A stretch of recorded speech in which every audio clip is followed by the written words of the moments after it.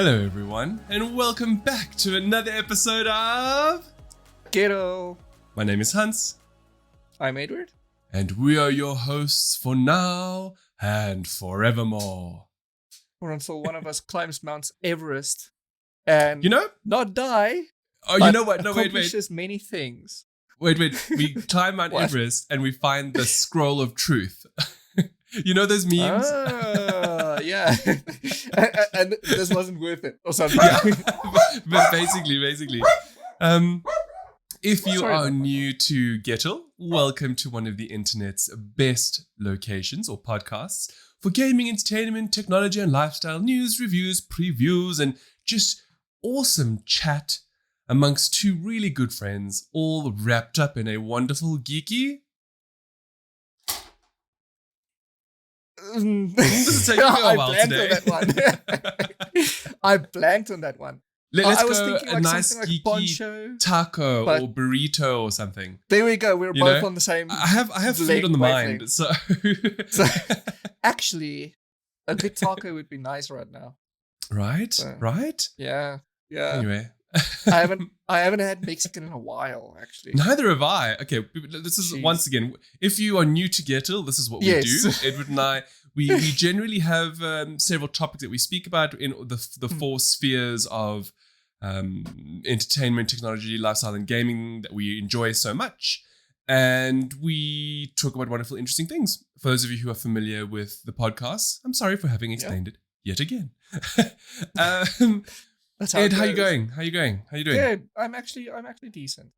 Tired, more tired than usual. I can't explain why. Preach. It's just that time of the month or something. I don't know, because I'm also getting pimples, so it must. Oh.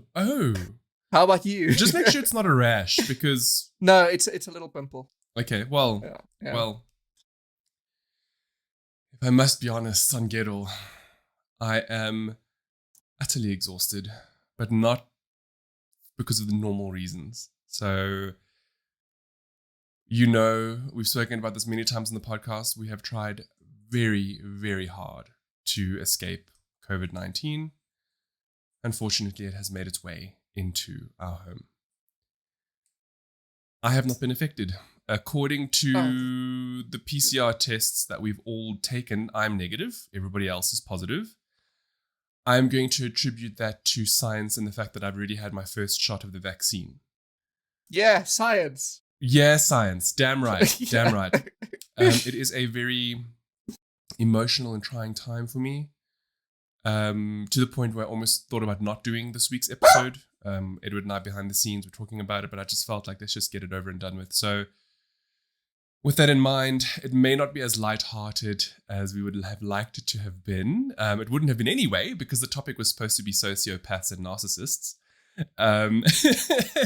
So it's been hectic.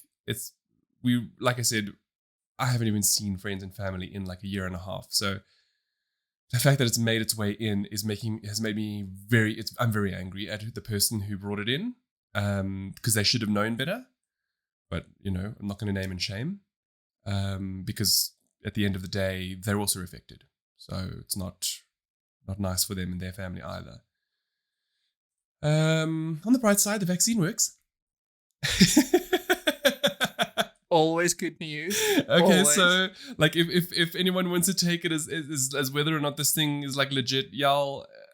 The fact that everybody in the house has it, and the fact that I tested negative, even though I was so sure I was going to be positive. And yes, I know PCR tests can result in false negatives. They are rare though. So, it works. I mean, I don't have it in a household with 3 other people who do. Like legit, like have it, like diarrhea, vomiting, weakness, coughing. It's not pleasant. I am running the household. It is a lot of work. It is very stressful. We've had to get an oxygen machine for my mom. So, but they're doing okay, at least for now. The weekend is going to be a little bit tumultuous, but we'll see how it goes. Of course, for those of you who listen to Gettle on the regular, these come out on Sundays, but Edward and I generally record on a Friday. So just in case you were wondering what I mean by like the weekends and it being precarious and so on and so forth. Ed, so, right, getting Yeah. into Gettle 70, Season 2, Episode 28, because last week was 69. Gosh, if you didn't listen or watch the 69, you are missing out on probably one of my favorite episodes in Season 2. Actually, probably one of my favorite episodes in total. See, that was like the party episode. Now we're on a downer because this is this is the chill episode now. This is the coming down from the high of the yes, because the day after, because we're 69 all night long and now we have to face the reality of going to work and you're tired. Is this yeah, exactly? So Ed, let's start with the weekly question. We do it every week. Okay, here we go. If you could be good... Okay, before I continue, as we always say every week, think about this. Think about what we're saying. Write the first thing that comes to mind, or DM us, or whatever the case is on our socials. If you could be good at any profession without having to receive any of the accompanying education or trade experience, which would you choose? I know mine, but I'm curious to hear yours first. So you mean like a prodigy at this profession? Well, I mean, yeah. Let's say think of it like a mutant ability, right? So let's assume you are who you are now, right? But if you were given let's say a genie was to give you a single wish, and that wish had to relate to a profession of some kind, a profession of your dreams. Like let's say you want to be an astronaut. You could ask for that one wish and have all of the training and all of the knowledge without ever having had studied it. So yeah, you'd basically be you'd be like a savant in whatever profession you end up choosing. I don't know. This is a hard one. Usually I can think of good answers, but well, today I had to give you the burrito, so yeah. Oh, Hans out of context. It's not even. We're not even at episode 69. Yeah. I love me some burrito. I don't know, because I'm already doing what I love. My one goal in life is to have many children and to publish at least one book. So, okay, my two goals. Okay. And that's all I want in life. So I don't know. So your profession would be good dad? The dad who went to buy cigarettes and came back. Yes, the one who came back. I don't know. I would say be a very good author, like one who like a Pulitzer Prize winning author, hey? Something like that. Yeah, one who posthumously is being talked about even today, like Tolkien or or Hobbes or something. Okay. Okay, so award-winning, super popular, mega author. That would be your singular profession. That would be my contribution. Which you're technically already doing. Like, so that's it. I'm already writing, and admittedly, I don't write a lot of fiction anymore. Just because I always feel drained when I actually do. I don't know. I feel happy in what I'm doing. So I don't know. That's good, Ed. That's my answer. That's actually really lovely. That's a great answer. Yeah. What about you though? Okay, so there were many things I thought of doing, and I actually enrolled in, or thought about enrolling in before I ended up doing a communications and marketing degree. I know, as funny and weird as that sounds. I don't know if anybody else did an aptitude test once upon a time. Like in high school, we went to like a professional service because I think we all wanted had to, I had a bit of not an issue of what I wanted to do. It's just that I had so much choice, and luckily and privilegedly so. And I remember me putting down things like astronaut, plastic surgeon. They were pretty like up there professions. And I remember the aptitude test coming back saying you could do any of them, and I was like, well, that really doesn't help me at all. So thank you so much for not giving me any insight. Let's be honest, they're always just wastes of time and money. So it's in retrospect, I think it would be a plastic surgeon. It's Okay. always something that's fascinated me, not just the art of recreating, damaged faces or body parts or that kind of thing, but just to be able to, I don't know how this is going to sound, but allow people to be their best selves, Yeah. however they wish to view themselves. Because, you as the plastic surgeon, it's not your job to put your vision on them. They come to you, you then look at them, and then you either reinforce the position that they've chosen, or you dissuade them if it's totally unreasonable. That would be a good, ethical means of being a plastic surgeon. Well, if you were a plastic surgeon, I would number one get discount on my plastic surgery. Well, what do you need, Ed? I need to make this nose tinier. I guess I don't know. I'm glad we're. I think if I wanted, I would. See, it partly falls into how I am not necessarily a perfectionist, but I do have a quite a good attention to detail. So I'd be that kind of person who would do like a boob job and then pull out a ruler and make sure the nipples align. Do you know what I mean? Before sending the client out. Well, you think if you are a plastic surgeon, you can see that by the eye. Like that's the thing. Like as much as possible. Of course, there must also be natural variation. Nobody has perfect nipples. Things like that. So you want to make you also want to make the whatever work that you're doing as subtle as possible, so that people don't know that the person that you've worked on has had plastic surgery. And that would be like my goal. Would be to try and do the most complex and beautiful works of art on people where people didn't even know that they've had plastic surgery because it looks so natural, but it's so good. So you want to be Dr. Beverly Hills 90210? I want to be Dr. Christian with the Magnum Dong from Nip Tuck. Dr. Christian with the Magnum Dong from Nip Tuck was not really ethical, was he? In a way, he was actually a little bit of a narcissist, I would imagine. He was. This is actually fantastic. This is very much leading into the topics I really did want to speak about for this week. But again, I do apologize for not being as well read or prepared this week. It's been very intense, and I just haven't had the opportunity to really just sit and talk, or rather to sit and create notes. So I'm going to go off memory, and I do have the web pages open, so forgive me if I do end up reading. It happens.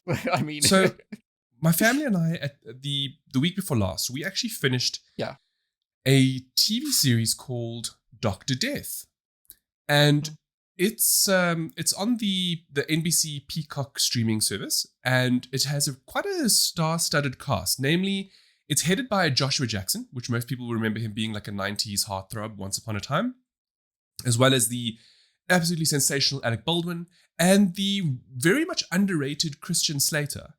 Now, Dr. Death is a very, very interesting show because it's all about this doctor who, I'm sorry, I haven't put his name here. I remembered it, but it's forgoing me now. Dr. Death? Oh, no, I mean that's his. Edward. I mean that's his media dubbed name. Not necessarily his actual name. So his actual name is Dr. Christopher Dunch. All right, really weird, like almost like a dunce, Anyway, like dumb, yeah. Yeah, no, but not dumb, deathly. And he was a neurosurgeon. I mean, of all the things, right? A neurosurgeon who specialized in the back and the spine. And what you find out when you watch Dr. Death, which is based on reality because it's happened in the real world, but of course it's sensationalized. It's not a documentary. It's very much a produced story about Dr. Death, because it shows things about his upbringing, which nobody could know, if you get what I'm saying. The show itself is decent. It's very good. But where it becomes so intriguing about this man is how they do a fantastic job of portraying how, well, not necessarily portraying it, but leaving you to wonder, was he a narcissist or a sociopath? So essentially in the show, I would say severe narcissist, because he he had like a godlike complex where he would go on and on and on about he knew what he was doing. He was going to revolutionize the science, revolutionize the medicine. And so, he would go into surgeries seemingly doing whatever he thought was the right thing and absolutely messing people's spines up to the point of his 38 patients that he worked on, only, of his the 38, 2 died. And the other 36 were damaged beyond help.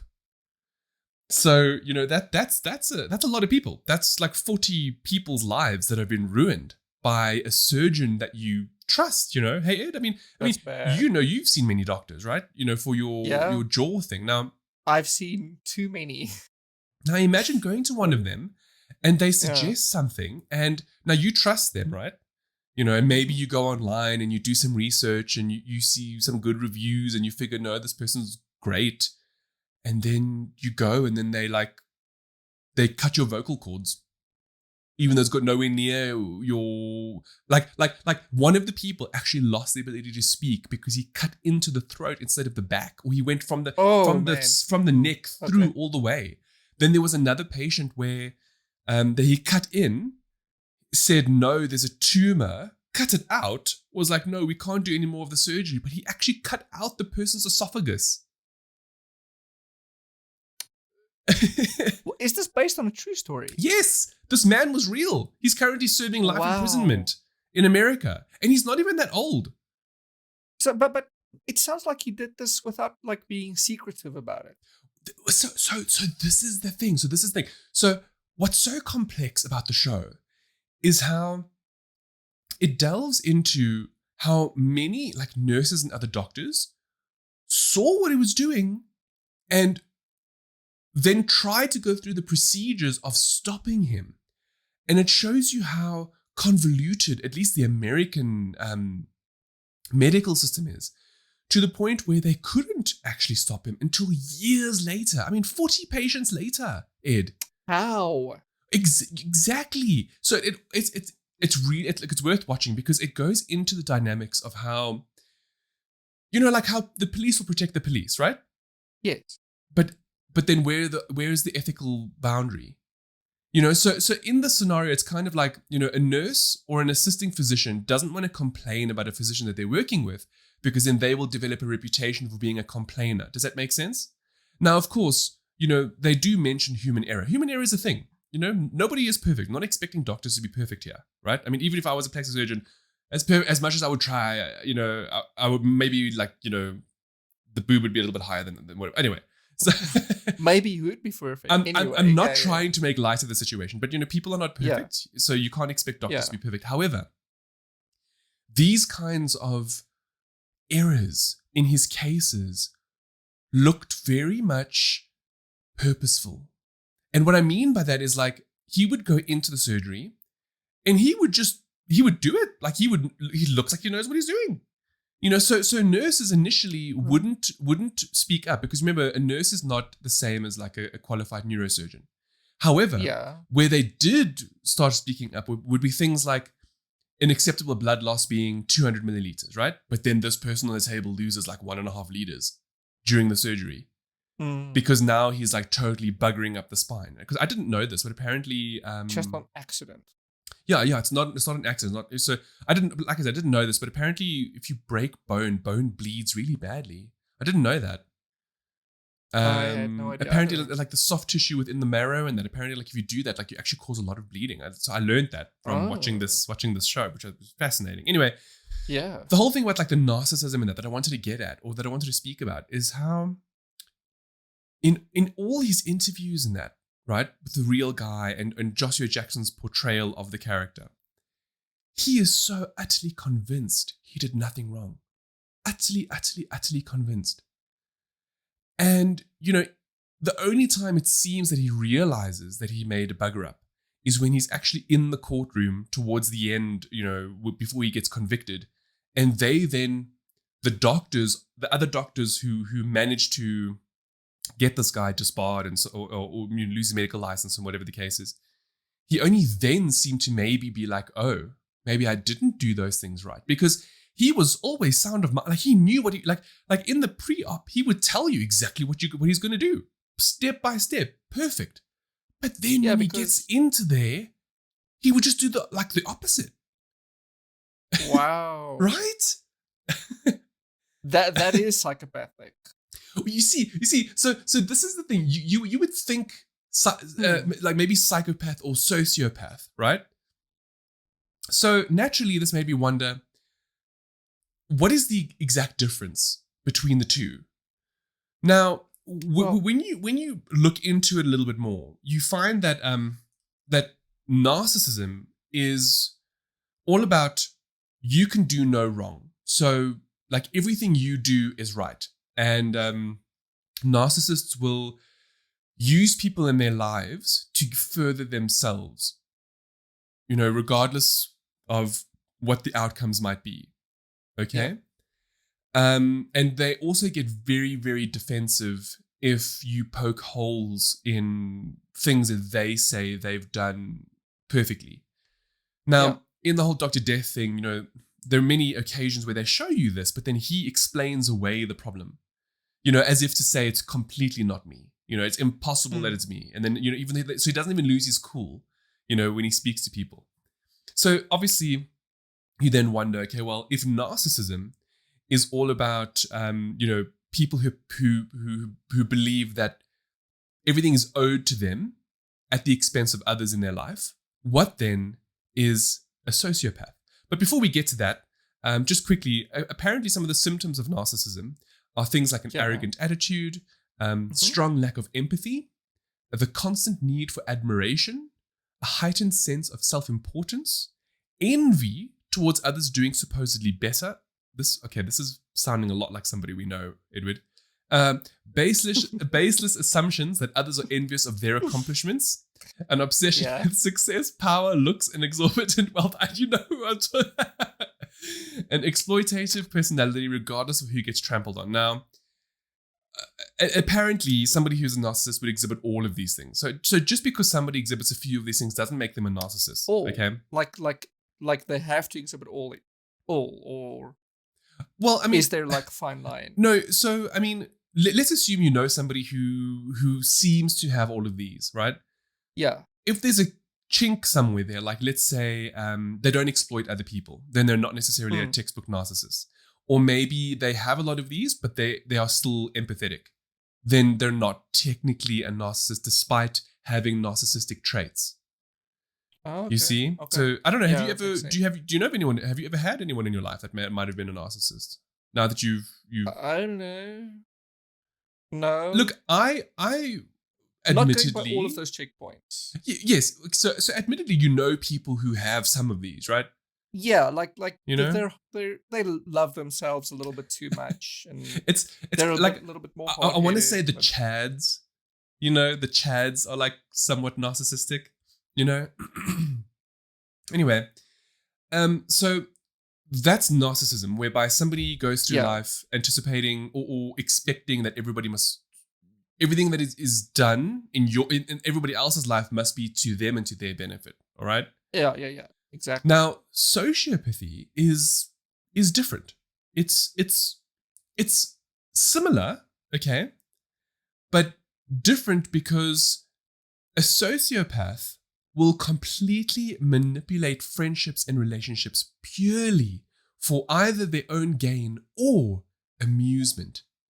So, sometimes they'll say you'll see sociopathic tendencies in young teenage girls nowadays, whereby like, especially specifically a bully, because a sociopathic trend would be to mock someone for wearing like a dress or whatever, and then getting satisfaction out of, amusement, out of destroying that relationship, or, using using somebody to get another girl to come be with you.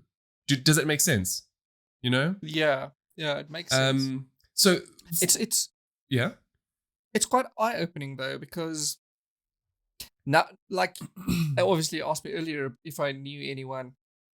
Yes. I don't exactly know someone like that, but the more you speak, the more I'm thinking And there are many people who exhibit like at least half of these traits, you know?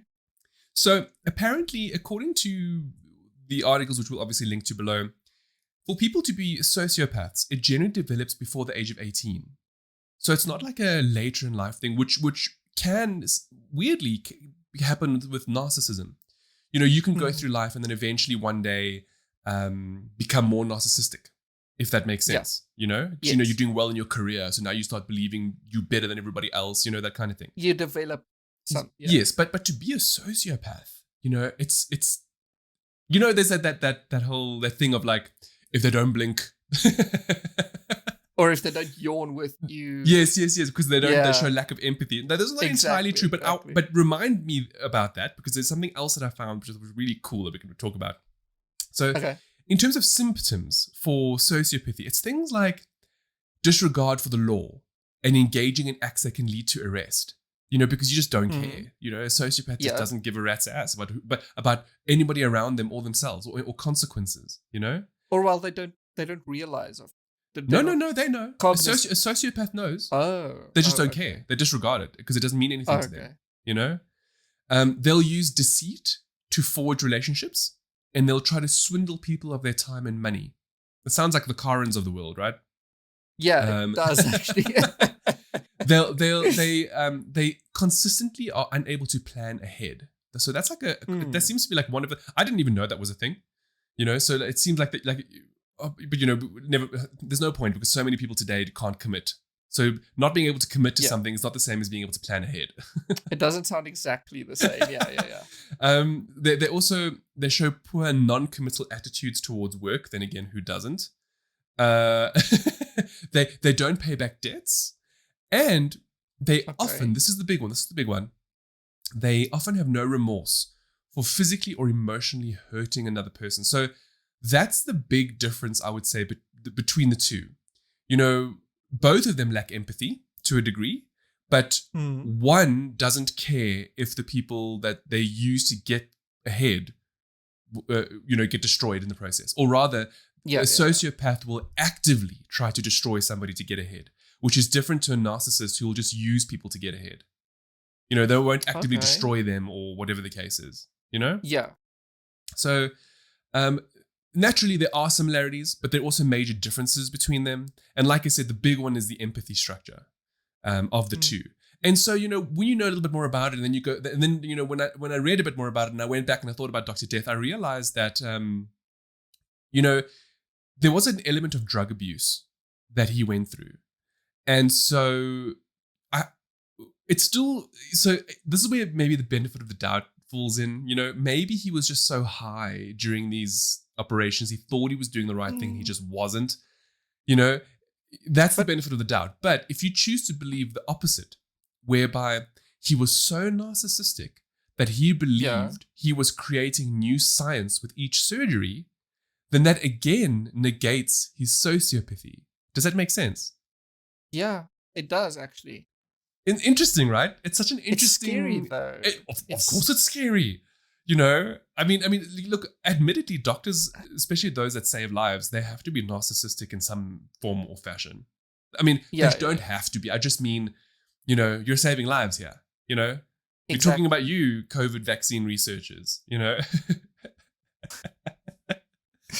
is anything about me talking about this? Anything that you want to like add? Because I've just been talking now, and I'd love for this more of a discussion. Honestly, it's been incredibly intriguing. I've just been soaking it in. Honestly, it does remind me of something I found though earlier last week on Flipboard. Thank you, Flipboard and Reddit. About an AI, a machine learning AI that can spot a psychopath. I'm so glad you're bringing that up. I don't know where I got that link from. I don't know if you added that here. I think you did. I don't think I did, but I did read about it. Because it's here in the notes. And just now, remember when I told you to remind me about, you know, whether you can spot someone? Oh, is this the thing? This is it. This is the thing. Oh, okay. Well, I think it was last week that I read it. Maybe you spotted it, but I might have added it because it is a Flipboard link as well. Anyway, that's beside the point.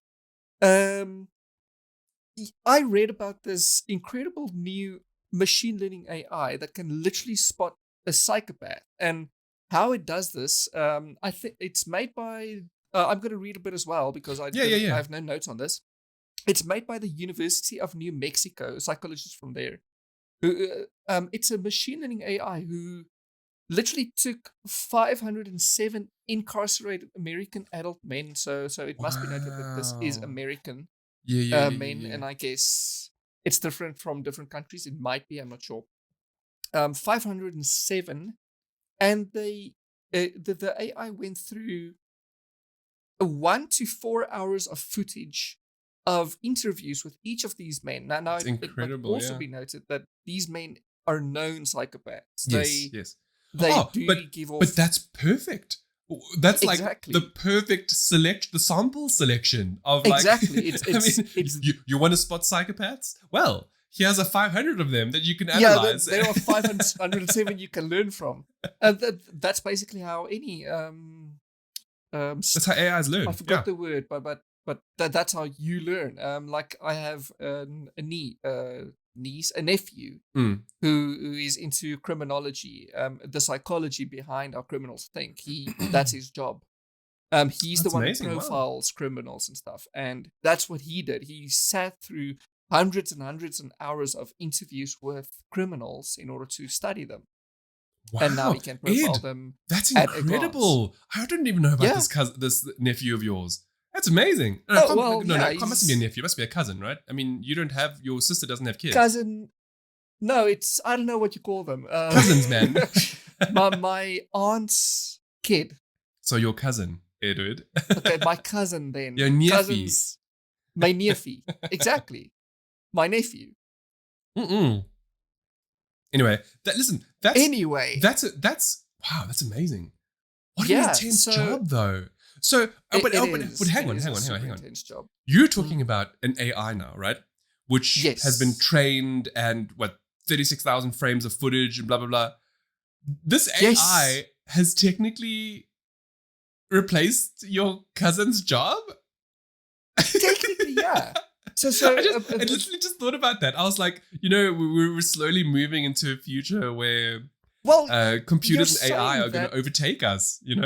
You're saying that, but that's literally the purpose of this AI. It's to help the officials to maybe make judgments easier. I forgot the actual quote, but that's pretty much, I'm paraphrasing what it said.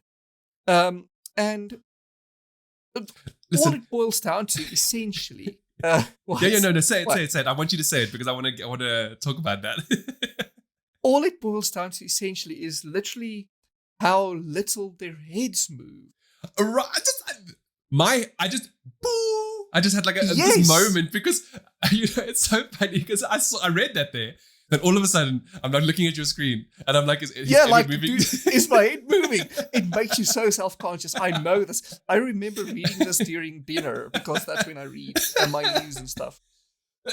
And I sat there flipping through the post, and I was like, do I move my head when I speak?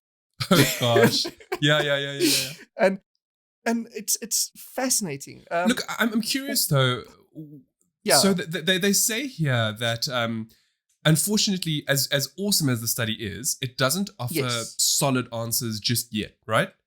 But exactly. But that at least it's on its way, right? So I assume maybe more of this will give us a little bit more of an idea. So what I want to ask you, and I'm just curious if you had an idea of this, like what do they mean exactly by the head movements? Like, is it just like me and you talking now, like we're bobbing left and right, or is it more like micro movements? So maybe like a sociopath could train themselves to move their heads, right? But then it's like those micro movements that they're missing out on. See, that's the thing. I think maybe it's such an ingrained thing in your brain that the less you feel or the less you care, maybe it takes away from the micro movements in your head. Maybe that's fascinating to me. That's okay. Hold on. So it's the human body, man. It's weird. So it's just like Okay. this. Just talking to you like this, Edward, without... Yeah. It is so like, unnatural. I can't being do all it. cold. It actually reminds me of, obviously you've seen Civil War, Captain America Civil War. Yes. And that one guy, the bad guy from both that and Winter Soldier as well. Isn't he also the bad guy from Black Widow?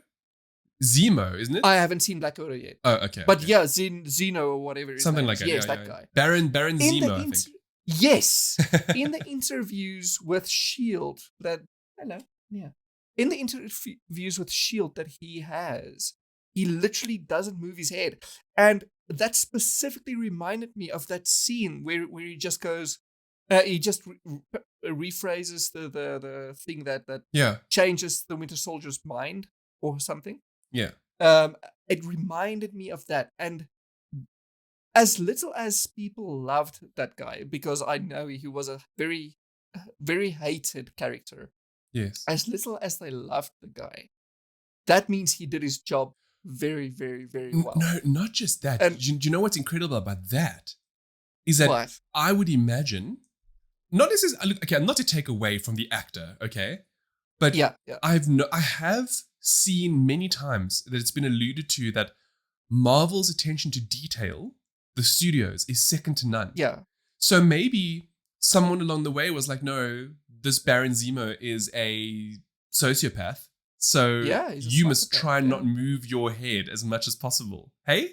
Yeah, like just sit there and answer your questions and only do like menial movements. Like, okay, or look down or look somewhere when your focus requires it.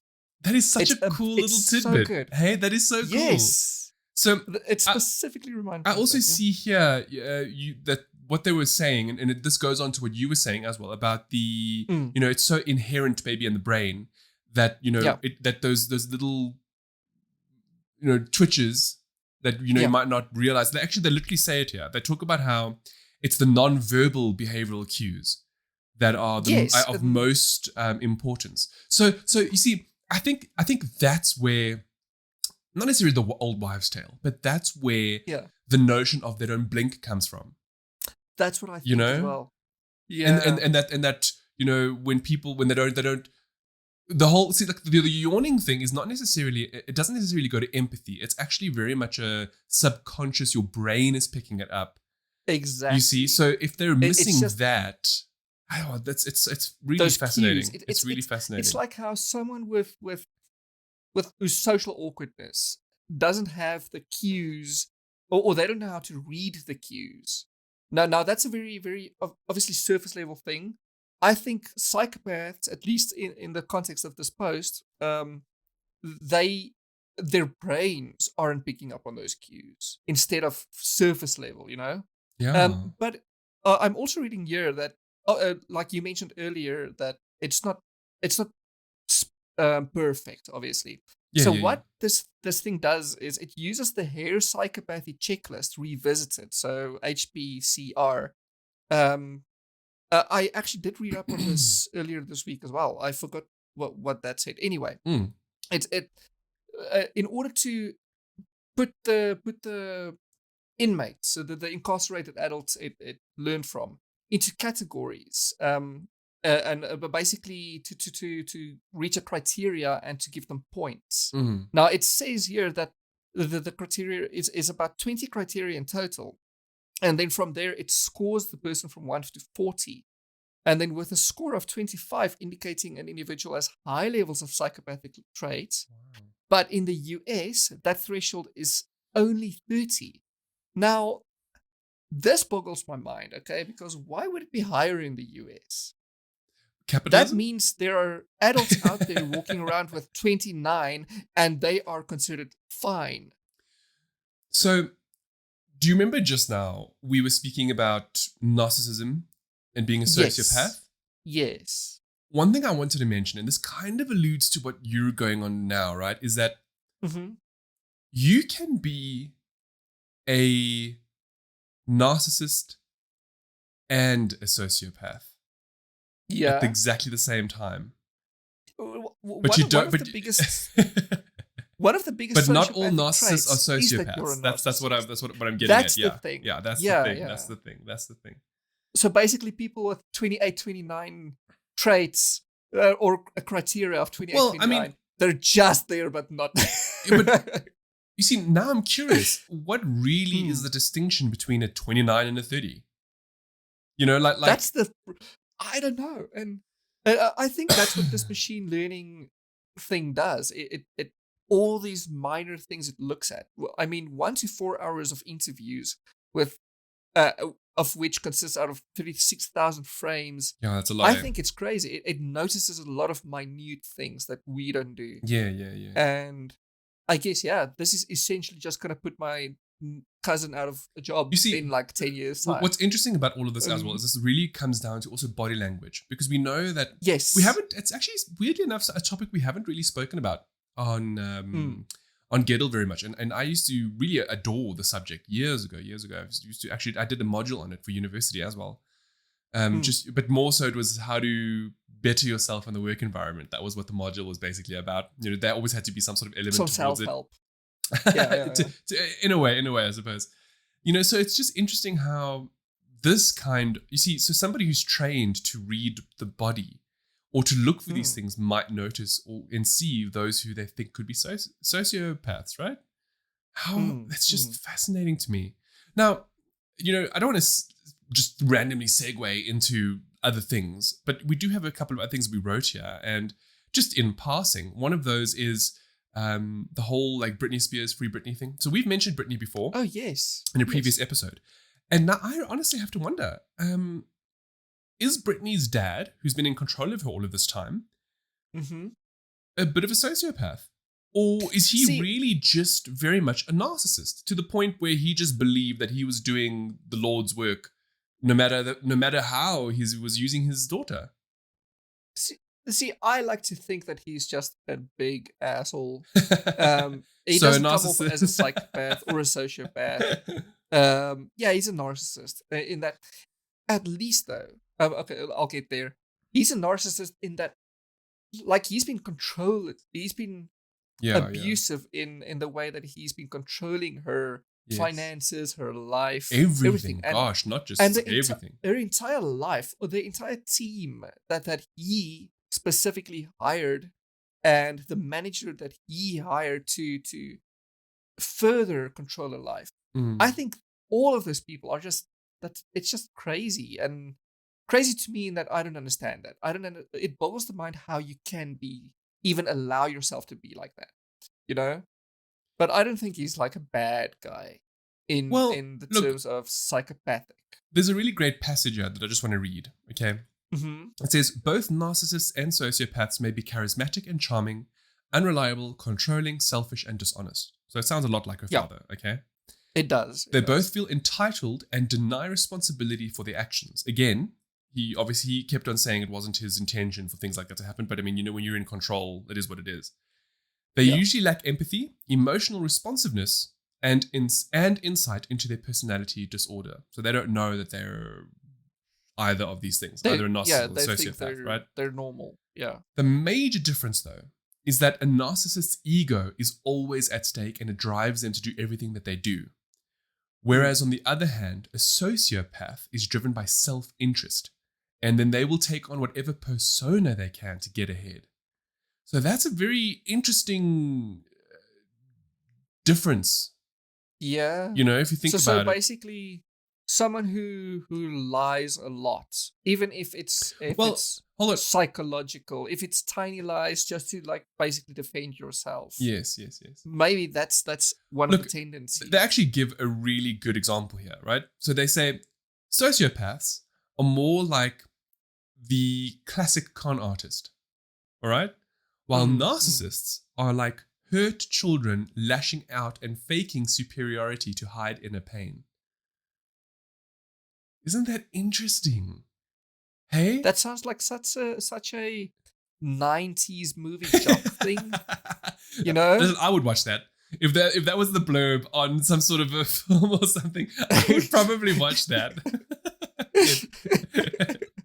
Honestly, that sounds really good. Like I would want to know why.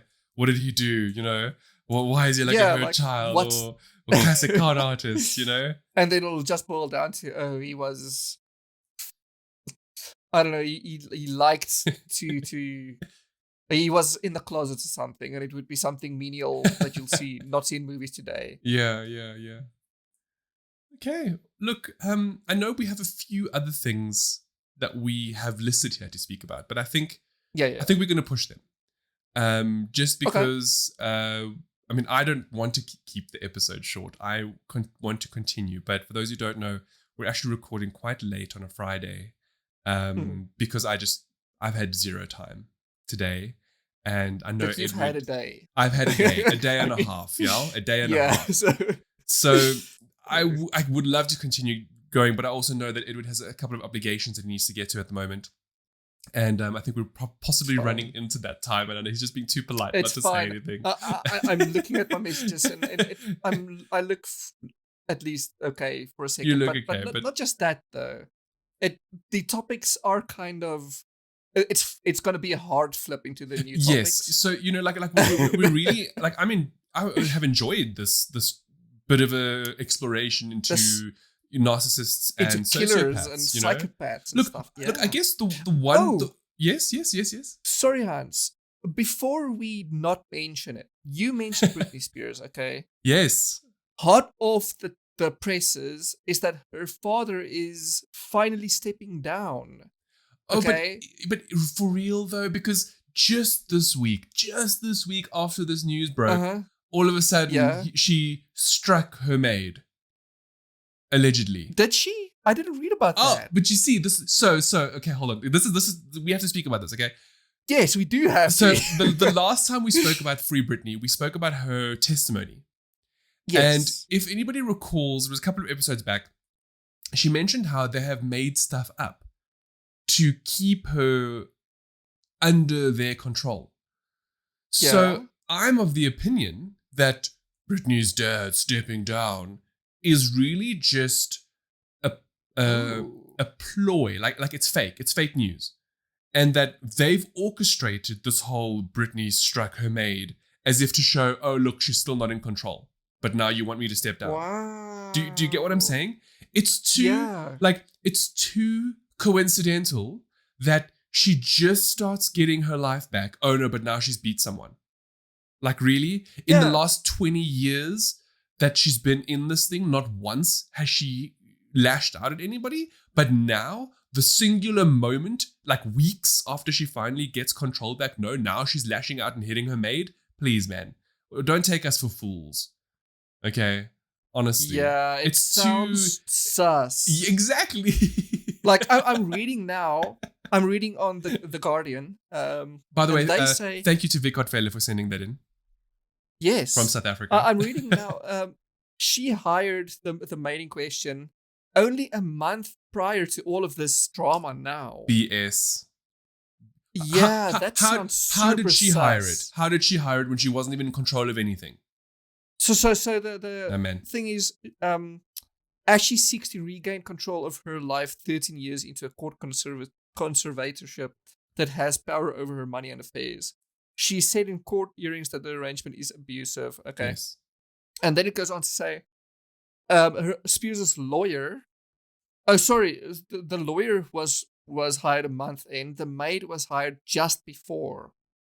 That doesn't make sense to me. It's and too... the lawyer says it's overblown and sensationalist. Thank you. That sounds so sus. You look. Assuming she has been newly appointed, right? Let's say she's a new maid. Mm-hmm. Maybe she's in it for a quick buck.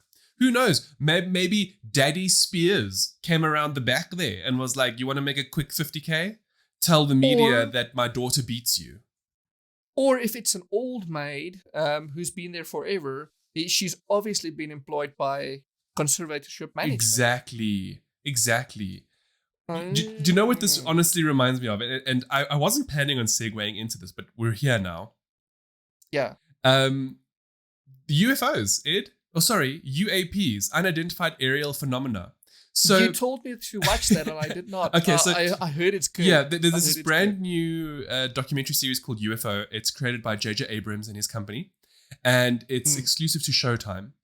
And why I want to speak about this now is because I am convinced there is now a disinformation campaign against Britney Spears, meaning that the father and his cronies are going to do everything they can to discredit Britney. That's my personal opinion. To make it so that she can't be in control of her stuff. Well, in I think it was episode 3. It's only a 4-episode show. I think it was one of the episodes of UFO. They actually do the most interesting episode surrounded on disinformation and how they hypothesize that, or at least rather, they look at the possibility that UFOs don't exist because the government has made them up in order to hide their technologies. Now, of course, it doesn't hold a candle to the flame, or flame to a candle, because we all know, and the show does a very good job as well of being like, well, not really, because they show how like UFOs have been in like ancient biblical texts, and even like when we were watching it with my family, we were talking about how even in the Bible, the people talk about seeing fiery orbs come from the sky and angels embarked, and who's to say that wasn't a spaceship? I'm just saying. I mean, I don't know what you think an angel looks like, okay, dear viewer, because obviously Hans does. But if you do read the texts, an angel is like a Cthulhu monster from the deep almost. Frightening. They are not these beautiful angelic goddesses with gold hair and beautiful bodies and wings. They are like, I mean, you got to. Let's say you having a bad trip, and then your clock comes alive and it looks like it's filled with eyes and it's spinning. That is eyes what they look like. A million wings. Yeah, it's bad. All I'm thinking is Bloodborne now. Is that what, sorry? Bloodborne. It's a Souls-like game, based on Cthulhu, and No, but for real though, Ed, I mean, look, I am a Christian, okay, so.